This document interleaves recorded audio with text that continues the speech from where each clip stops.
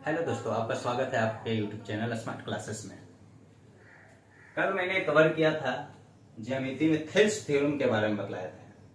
Thales theorem क्या होती है, तो थेल्स थ्योरम में कुछ टॉपिक कुछ कोरोलरी बतलाए थे कि इससे प्रश्न कैसे, और मैंने ये भी कहा था कि इससे कैसे प्रश्न पूछे जाएंगे और साथ में इसको कैसे हम यूज करते हैं, क्या क्या उससे ऑब्जेक्टिव आएंगे एग्जामिनेशन के व्यू से।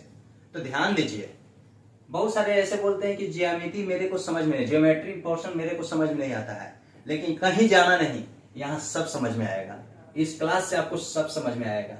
देखिए थेल्स थ्योरम क्या करता है, किसी त्रिभुज में एक भुजा के समानांतर, एक त्रिभुज में पी क्यू आर पे कुछ भी आप लीजिए, त्रिभुज में आप जानते हैं कि तीन बिंदु यानी शीर्ष, तीन कोण होते हैं, तीन भुजा होती है, 1 2 3 भुजा यानी रेखाखंड P Q P R Q R, और तीन कोण और प्लस तीन भुजा, एक भाग कहलाता है, यानी 6 भाग होती है। आपको पूछा जाएगा बहिष्कोण कितने होते हैं, 6 बहिष्कोण भी होता है। प्रत्येक पर बाहर की ओर जो बहिष्कोण बनेंगे, प्रत्येक शीर्ष पे 2 बहिष्कोण बनते हैं। तीनों भुजाओं का कोणों का योग सदैव 180 डिग्री होता है।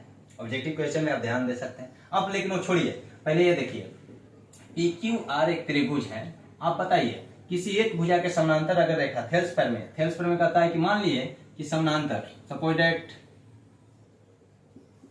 एम एन समानांतर त्रिभुज पी क्यू आर है, किसी भी P Q are Q P, कुछ भी बोलिए, Q R P R Q, ऐसे आपको मालूम होना चाहिए ये एक त्रिभुज है। और एम एन क्या है ये ध्यान देना है, समानांतर, एम एन समानांतर है क्यू आर। एम एन समानांतर किसका है, दिया हुआ है कि त्रिभुज में in triangle P Q R M N parallel to Q R, M N parallel to Q R समानांतर है। तो इस कंडीशन में समानांतर, यह समानांतर, यह इट्स क्लियर कि दो समानांतर, ये भी ध्यान दीजिएगा प्रश्न कैसे, ये दो समानांतर रेखा है, अब ये कैसे रेखा काटती है, तो इसको क्या बोलते हैं, तिर्यक रेखा कहते हैं। दो समानांतर रेखाओं को एक तिर्यक रेखा काटती है। इस प्रकार जो यह जो कोण होता है, यह ऊपर है, ऊपर, इसके बारे में बताएंगे, संगत कोण बोलते हैं। यह बराबर होगा नीचे का, नीचे के बराबर हो जाएगा। एकांतर कोण भी बराबर हो जाते हैं, ऐसे एकांतर कोण बराबर हो जाएंगे। ये आमने सामने के समूह कोण बराबर हो जाते हैं। ये सब कंडीशन है, ये सभी यूज होगा, सब चीज आप पढ़िएगा, जाइएगा नहीं, सब समझ में आएगा। ज्यामिति क्यों नहीं समझ में आएगा, चुटकियों में समझिएगा, घबराना नहीं है। ध्यान दीजिए, ज्यामिति आप चुटकियों में समझिएगा। एम एन समानांतर क्यू आर है। जब एम एन समानांतर क्यू आर है तो थेल्स ने कहा कि जो समानांतर खींची गई है, 2 बिंदु पर काटेगा, दो भुजाओं को 2 अन्य बिंदु डिस्टिंक्ट पॉइंट अलग अलग बिंदु पर काटेगा, वे बिंदु उन भुजाओं को समान अनुपात में बांट देती है। तो यह बिंदु एम बिंदु और एन बिंदु ही ना बांटेगी, यानी ये समानांतर क्यू आर है, तो ये एम एक बिंदु हो गया, एन बिंदु, 2 बिंदु से मिलकर वो रेखाखंड बनी है जो थर्ड के समानांतर है। तो एम इसको बांटेगा पी क्यू को, तो इसलिए क्या बताए थे, इसलिए मैंने कहा था एम बांटेगा, तो एम दोनों में होना चाहिए, यानी P M by M Q बराबर होना चाहिए। पीएम जब ऊपर लेंगे तो P N by N R. इतना ही नहीं, इसे पलट कर भी, इसके रिवर्स भी ऊपर नीचे कर सकते हैं, इधर पलटिएगा इधर भी, क्योंकि इक्वेशन है, क्रॉस में मल्टीप्लाई करके भी, लेकिन नियम ये कहता है। इतने ही नहीं, यह भी मैंने बताया था कि ये समानांतर है, तो देखिए क्या क्या कंडीशन आएगा। यह समानांतर है इसके, तो क्लियर है कि ये जो कोण रहेगा, यह भी कोण बराबर संगत कोण हो जाएगा, यह कोण बराबर हो जाएगा संगत कोण। क्लियर। अब ध्यान दीजिए, कोण भी बराबर होगा, वो तो बाद में पढ़िएगा। और चीज पी क्यू अगर हम पूरा लेते हैं, P Q completely P Q, तो हाफ में क्या लेंगे, पीएम भी ले सकते हैं, एम क्यू भी ले सकते हैं। हाफ में पीएम भी हो सकता है, चाहे एम क्यू भी हो सकता है, दोनों में से कोई। तो इधर जब ऊपर पूरा पार्ट लिए हैं, तो पी आर इधर पूरा पार्ट लेंगे, पी आर पूरा पार्ट लेंगे, तब नीचे कौन, पहले पीएम लिए हैं, तो पीएम ऊपर वाला है तो पीएन हो जाएगा। और अगर एम क्यू लेते हैं नीचे वाला पार्ट तो एन आर, यह भी हो सकता है, इसको पलट भी सकते हैं। ठीक, ऐसे ऑब्लिक दिया है, मतलब 1/1 P Q by P M तो P R by P N, P Q by M Q तो P R by N R, ठीक, अब आप ध्यान दीजिए, इससे यह भी होगा, ये पीएम बाई सब एक दूसरे के बराबर, पीएम बाई इसी में एम एन, ये बहुत नोट करने वाली बात है, समानांतर रहने पर ही पीएम बाई एम एन, तो बड़ा में आएंगे, यहां तक आएंगे तब ना ये रेखा आएगा, तो P Q by Q R, PM छोटा बाई पी एम एन, तो पी क्यू पूरा बाई क्यू आर।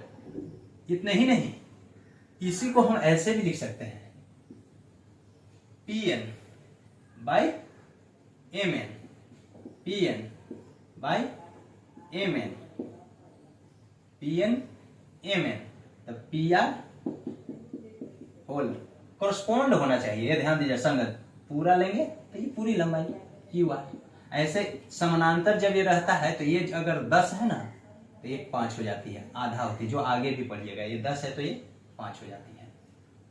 ये सब कंडीशन निकलता है। यूज कैसे करेंगे, इसी में देखिए, एम एन समानांतर क्यू आर दे दिया गया।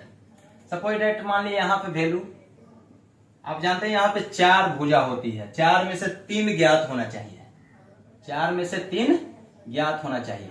मान लिया यहाँ पे वैल्यू ऐसे दे दिएगा, यहां से यहां तक दे दिया कि 10 है ये पूरा, यहां पे 3 दे दिया, ठीक, इधर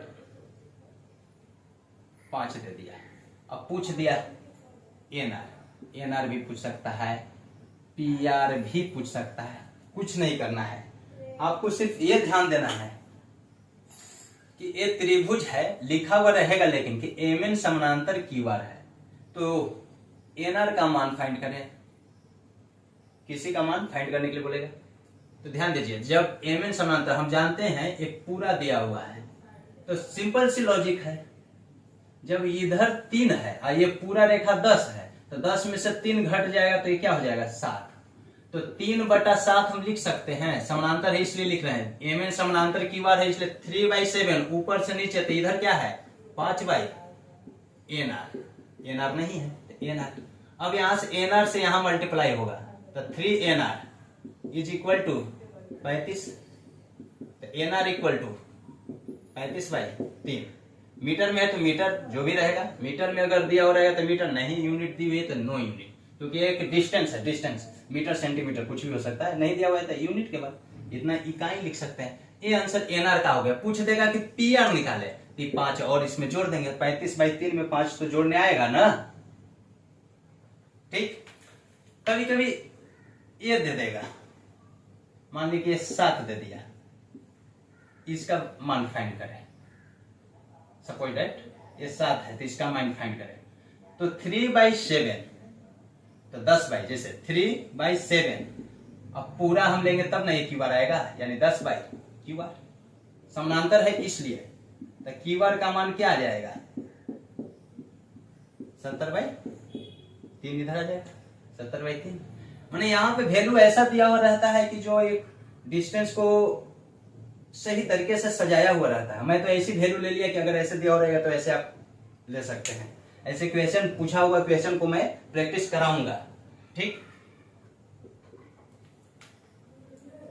दोस्तों एक चीज और सबसे बड़ी इंपॉर्टेंट बात ये भी जानना है, ध्यान दीजिए, अगर ये समानांतर आप तो देख लिए कि एम एन समानांतर क्यूआर है, तो भुजाओं को ये समान अनुपात में विभक्त करती है कई तरीके से, लेकिन सिस्मेटिक ढंग से। अब आपको ध्यान देना है कि समानांतर नहीं, अगर ये मध्य बिंदु ले लिया जाए, मध्य का मतलब है कि अगर ये 5 है तो ये भी 5, 10, 10, यानी एम, ये जो एम एन रेखा है कि किसी त्रिभुज में एक भुजा के मध्य बिंदु से अगर कोई रेखा तीसरी भुजा के समानांतर खींच दी जाए, ये मध्य है, एम बिंदु क्या है मध्य बिंदु है, एम मध्य बिंदु है, मध्य बिंदु से क्या खींचा गया एम एन समानांतर क्यूआर, एम एन समानांतर क्यूआर खींच दी जाए, तो श्योर जो है ये थर्ड भुजा को भी क्या करती है मिड पॉइंट पर ही इंटरसेक्ट करती है। ये मिड पॉइंट पे इंटरसेक्ट की, अगर इधर 7 रहेगा तो ये भी 7, तो इस स्थिति में ध्यान दीजिए कि ये जो बिंदु भी है वो मध्य बिंदु हो जाएगी, लेकिन ये जो मध्य बिंदु होगी वह मध्य बिंदु किसकी होगी,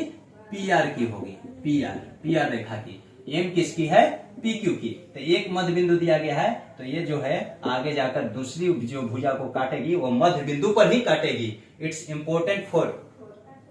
अब आप ध्यान दीजिए, और इस स्थिति में अगर ये 7 दे दिया जाए, ये 7, तो ये सरव 14 होता है। यानी इस स्थिति में, तब इस स्थिति में आपको ध्यान देना है, इस स्थिति में नोट कर लीजिएगा, हमेशा जो एमएन जो होता है, एमएन का मतलब क्या हुआ, एमएन समानांतर रेखा है जिसमें से एक मध्य बिंदु है, तो दूसरा भी मध्य बिंदु तो क्लियर हो जाएगा। तो एमएन जो रेखा होती है वह जो है क्यूआर रेखा जो होती है, क्यूआर रेखा की जो लंबाई है, रेखा अलग होता है, रेखाखंड या रेखा बोलिए, कोई दिक्कत नहीं है मैथ्स में। तो क्यूआर जो रेखा है उसका आधा होता है, यानी क्यूआर जो लंबाई हो जाएगी वह एमएन का दुगना हो जाएगा। यानी 7 तो ये 14, ये 14 तो ये 7, यानी ये दोनों में रिलेशन एक होता है। याद रखिएगा, सेकंडों में जवाब दे दीजिएगा। थैंक्स।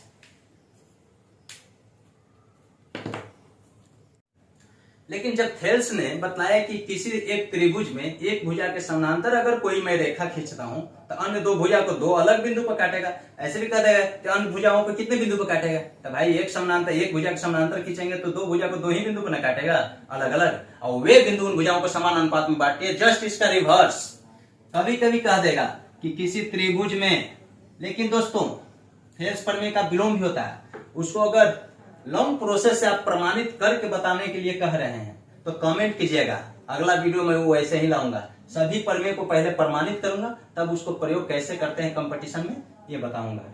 क्योंकि कंपटीशन में आपको प्रमाणित करने के लिए नहीं देगा, उससे मैथ पूछा जाएगा, उससे जो है मैथ पूछा जाएगा कि ये कैसे निकलेगा, कौन सा प्रमेय यहाँ पे यूज होगा। तो ध्यान दीजिए, मैं शॉर्ट में आपको समझाने जा रहा हूँ कि उसमें क्या था, समानांतर भुजा दिया था। जब समानांतर भुजा दिया था तो भुजाओं को क्या किया, समान अनुपात में बांट दिया। इसमें समान अनुपात में कोई रेखा किसी त्रिभुज को समान अनुपात में बांटती है दो भुजा को। कोई रेखा, यदि कोई रेखा है जो किसी त्रिभुज के दो भुजाओं को समान अनुपात में बांटती है, तो वह रेखा तीसरी जो भुजा बच जाएगी, जिसको बांटती है तो अलग है, उसको काटेगी, तो तीसरी जो बच जाएगी उसका क्या होना चाहिए, श्योर समानांतर होती है। यानी तीसरी से उस रेखा की दूरी हर जगह बराबर कांस्टेंट होगी, तब तो समानांतर होगी। कहने का मतलब है कि कोई रेखा किसी त्रिभुज के किन्हीं दो भुजाओं को अगर समान अनुपात में बांटती है तो वह रेखा तीसरी भुजा के समानांतर होती है। वहां पे था समानांतर दिया हुआ, प्रूफ करना था अनुपात भुजाओं में बराबर होती है। यहां देखिए बीच में ही दिया है कि अनुपात बराबर है, समान अनुपात में बांटती है, तब बताइए कि वह रेखा तीसरी भुजा के लास्ट में क्या है, समानांतर। ये प्रूफ करना है। तो देखिए मान लीजिए सपोज दैट, इसका यूज कैसे करते हैं ये बता रहा हूं। प्रूफ करने के लिए बतलाओगे, कमेंट करके बताइए, तभी मैं प्रूफ करके बताऊंगा। पी क्यू आर, एक त्रिभुज पी क्यू आर लिया, कहा जा रहा है कि एक रेखा है, मान लिया कि कोई रेखा ऐसे हम लिए, तिरछा है तो ये ना समझिएगा ये आगे जाएगा कट जाएगा, इसी तरह से मैं ले लिया, वो एमएन ही लेता हूं, चाहे कुछ भी लीजिए। कहा जा रहा है कि एमएन एक रेखा है, त्रिभुज पी क्यू आर में एमएन रेखा जो है ना दो भुजा को तो काट रही है, ये जान रहे हैं, लेकिन यह जो है दो भुजा को तो काट रही है, वो एम बिंदु पर एक एन बिंदु पर, लेकिन कैसे काट रही है, अनुपात बराबर करे भुजा का, यह बाई यह बाई यह, या यह बाई होल, या यह बाई होल, यानी यह बाई होल, यह बाई होल, किसी भी तरह से जो उधर में जो कंडीशन बनाए वो सब दिया देगा। तो उस स्थिति में दो बिंदुओं को जो जोड़ने वाली रेखा होती है, ये रेखा, वो तीसरी भुजा कौन बच गई, ये तीसरी भुजा के क्या होना चाहिए, समानांतर। और जब तीसरी भुजा के समानांतर हो जाएगी, इसका मतलब ये दोनों के बीच की दूरी ये जो है हर जगह बराबर, अगर एक जगह 5 दे दिया तो यहाँ भी 5 ही, ताकि कहीं कटना नहीं चाहिए। समानांतर का मतलब ये होता है। ऐसे दिया हो रहेगा पी क्यू आर में आपको दे दिया गया कि पीएम बाई एम क्यू बराबर पीएन बाई एन आर, ऐसे दिया हुआ है। तो हम देखेंगे यहां क्या दिया हुआ है भाई, कि एम एन है, एम बिंदु पर पी क्यू को एम बिंदु पर और पी आर को एन बिंदु पर काटा, उससे एक रेखा मिलाया गया, दो बिंदुओं को, दो बिंदुओं से एक रेखा बनी है, रेखाखंड ही। तो ये जो m काट रहा है तो pm बाई एम क्यू लिख दिया गया, pm by M Q, M common है, देखिए यहीं से पता चलेगा। यहाँ n यानी n pr को काट रहा है n, यहीं से पता चल जाता है pr को काट रहा है n, तब pn बाई nr। ये दो अनुपात बराबर दिया गया है, थेल्स का विलोम कह रहा है, पहले से अनुपात बराबर है, यानी 5/4 5/4, तो 5/4 है 5/4 है। इसका मतलब क्या हुआ कि अगर यहाँ पे 50 लेते हैं तो ये 40 होना चाहिए, तो यहाँ भी 50 तो 40। अगर यहाँ 100 लेते हैं तो यहाँ 80। कहने का मतलब है 5/4 ये अनुपात बराबर होता है। अनुपात सबसे छोटी इकाई होती है किसी भी संख्या का, सबसे छोटा, जैसे 10/5 हम लिख दिए, 20/10, ये दोनों बराबर है। तो ये अनुपात नहीं है, इसको अनुपात नहीं बोलते हैं, क्योंकि 10/5 तो इसे लिख सकते हैं, 20/10 लिख सकते हैं ये, लेकिन उचित अनुपात नहीं है। उचित अनुपात का मतलब होता है अंश और हर को ऐसा काट दीजिए कि अंश और हर दोनों को काटने वाली सिर्फ एक ही संख्या बचना चाहिए, वो है 1, यानी दोनों का गुणनखंड हर स्थिति में 1 होना चाहिए। यहाँ तो 5 से कट रहा है, ये 5 से 2 मतलब 1 मतलब 10 दूनी 20, तो 2/1, और 2/1 का मतलब 2:1। 2 और 1 में कोई कॉमन फैक्टर नहीं है, सिर्फ 1 है। 2 और 1 का जब महत्तम समापवर्तक निकालेंगे तो वह 1 ही आएगा। तो ये अनुपात होता है। ये अनुपात का मतलब डिस्टेंस आप क्लियर नहीं कर पाइएगा, अनुपात से डिस्टेंस क्लियर नहीं होता है। अगर इसे 20 लेते हैं तो 10 से इधर मल्टीप्लाई हुआ तो ये डिस्टेंस क्या होना चाहिए 10। अगर यहाँ 100 लेते हैं तो 50 से मल्टीप्लाई हुआ तो ये क्या होना चाहिए 50। लेकिन हर स्थिति में ये डिवाइड करेंगे 2:1 में ही आएगा। जब ये दोनों को जोड़ देंगे तो कुल लंबाई यानी 2 और 1 कह देंगे कि 5/4 है। रेशियो दिया हुआ रहेगा 5/4, 5 दिया हुआ है तो अलग चीज है, दूरी अलग हो गई। अब 5/4 रेशियो दिया हुआ है, इसका मतलब ये क्लियर नहीं है कि 5 ही डिस्टेंस होगी।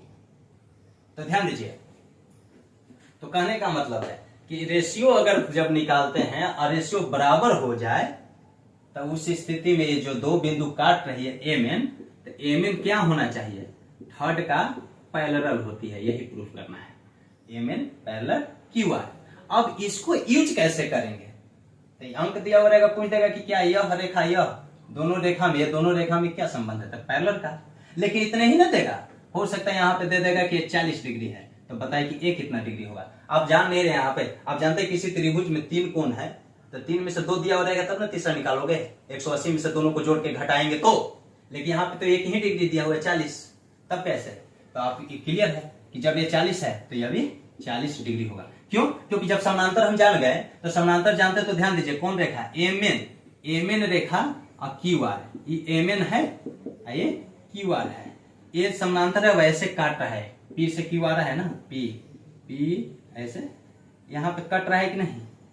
तो जब इसको ऐसे बढ़ जाएगा, ध्यान दीजिए ऐसे, तो दो समानांतर रेखा को कोई रेखा अगर 2 बिंदु पर काट रहे उसको तिर्यक रेखा बोलते हैं।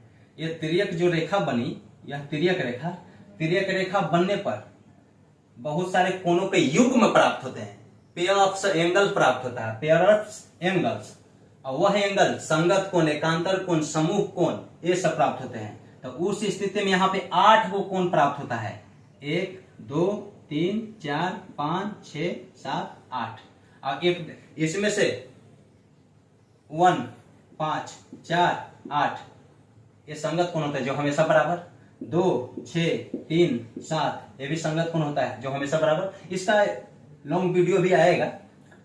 3 7 हो गया। ये समूह कोण, ऐसे काटने पे समूह कोण होता है जो बराबर हो जाता है। एक ऐसे रहता है तो ये दोनों का योग 180 होता है, तो 3 और 4 जोड़ेंगे तो 180, 2 3 जोड़ेंगे 1 4 जोड़ेंगे 2 1 ऐसे जोड़ेंगे तो 180 मिलना चाहिए, एक स्ट्रेट लाइन आ जाएगा। एकांतर कोण बराबर होता है, एकांतर कोण तो 2 के बराबर ये 8 भी हो जाएगा, 2 8 ये भी एकांतर बाह्य कोण है, एकांतर बाह्य कोण, एकांतर अंतः कोण, एकांतर अंतः कोण, एकांतर बाह्य कोण का योग ये 180। इस तरह से तो इसको प्रयोग यहाँ पे किया जाता है। It's clear. थैंक यू दोस्तों, आज का क्लास यहीं पे समाप्त करता हूं। कमेंट कीजिए कि इसे प्रूफ करके दिखाया जाए कि हर एक थ्योरम को समझाते हुए केवल उस पे एग्जांपल देकर आगे बढ़ा जाए।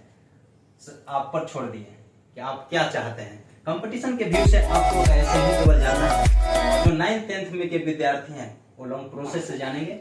तो अगर कमेंट कीजिएगा तो सभी का अलग अलग वीडियो बनेगा। Thank you.